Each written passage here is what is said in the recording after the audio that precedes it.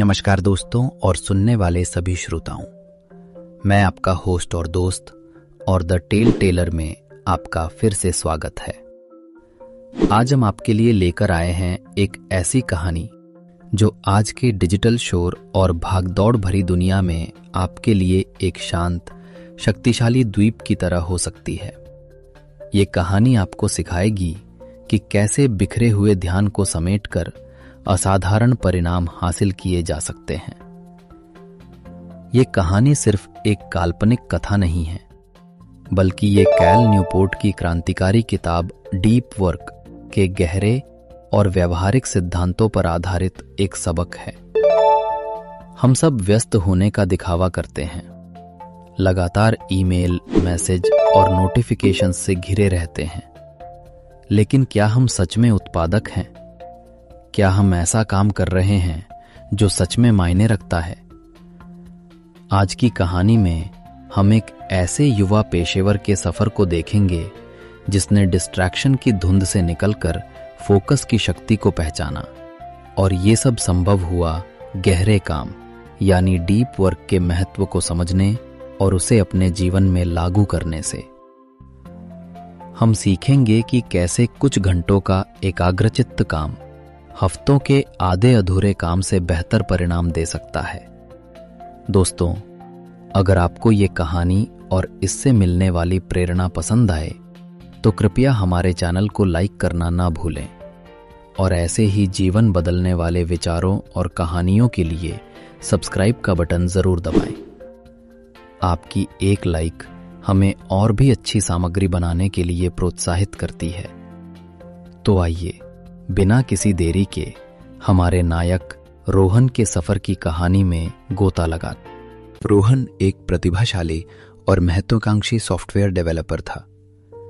वो एक बड़ी टेक कंपनी के चमचमाते ओपन प्लान ऑफिस में काम करता था।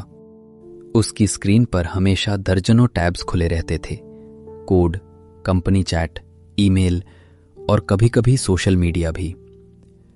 उसके कानों में हेडफोन लगे रहते, लेकिन उसका ध्यान हमेशा बटा रहता। हर कुछ मिनट में एक पिंग की आवाज आती, एक नया ईमेल, एक नया मैसेज, एक नया नोटिफिकेशन। रोहन व्यस्त था। वो सुबह 9 बजे से रात 8 बजे तक काम करता। वो हर मीटिंग में मौजूद रहता, हर ईमेल का तुरंत जवाब देता और हर चैट मैसेज पर रिएक्ट करता।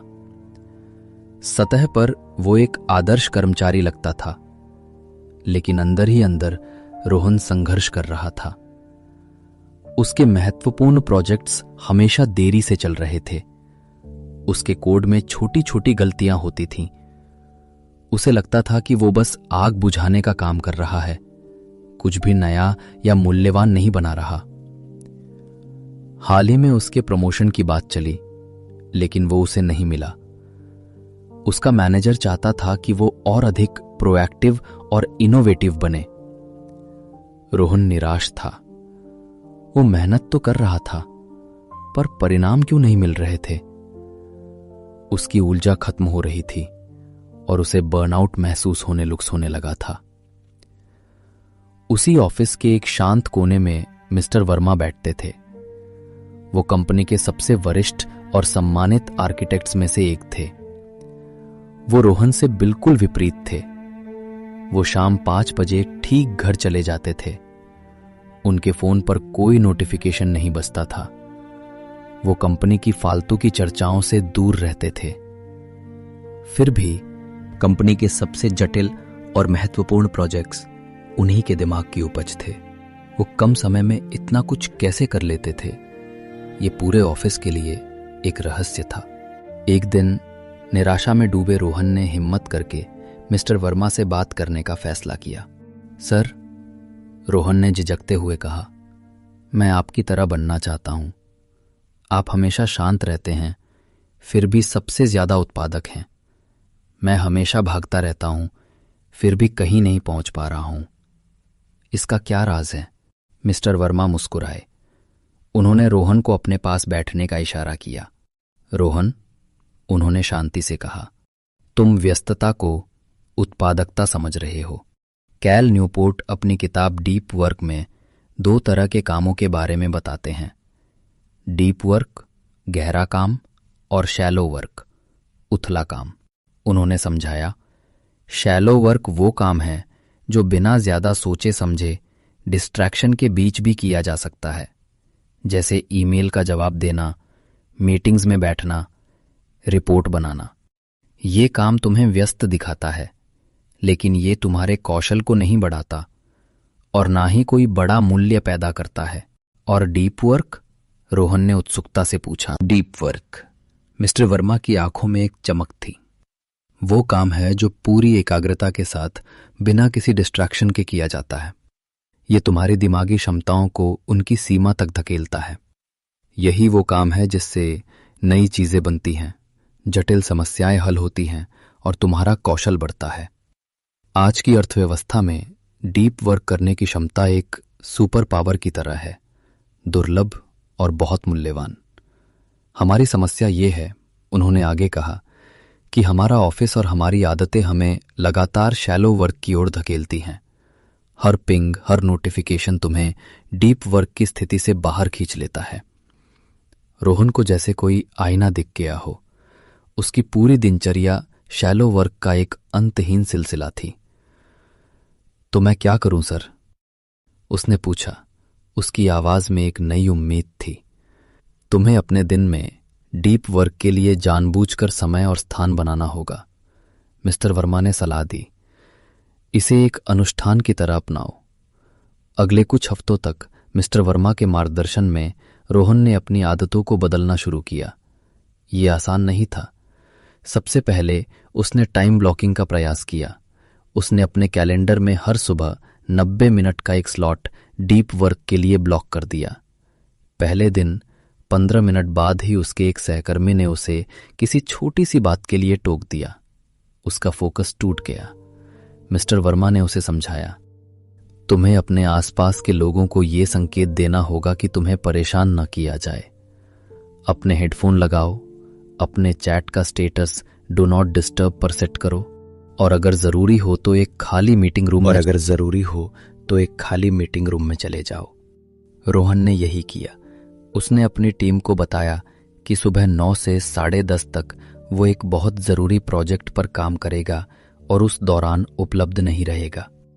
उसने अपने फोन और कंप्यूटर के सारे नोटिफिकेशंस बंद कर दिए।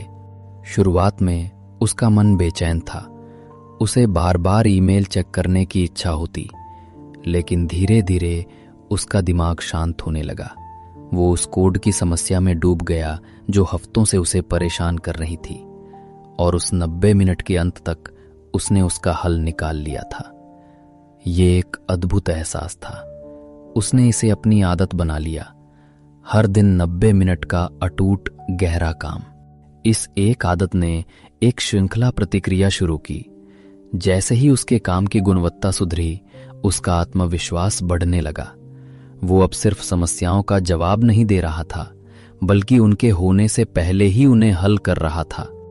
उसने एक और नियम अपनाया, काम खत्म होने के बाद पूरी तरह से डिस्कनेक्ट होना।